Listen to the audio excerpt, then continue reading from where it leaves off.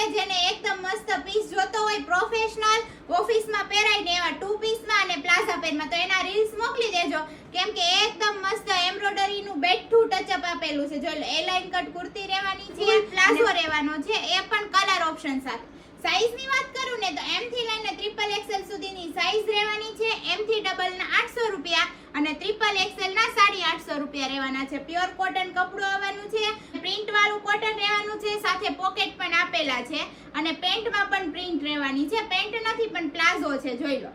આમાં પણ colour option આપેલા છે અને સ્લીવ આમાં આવશે, અટેચ આવશે 3/4 સ્લીવ.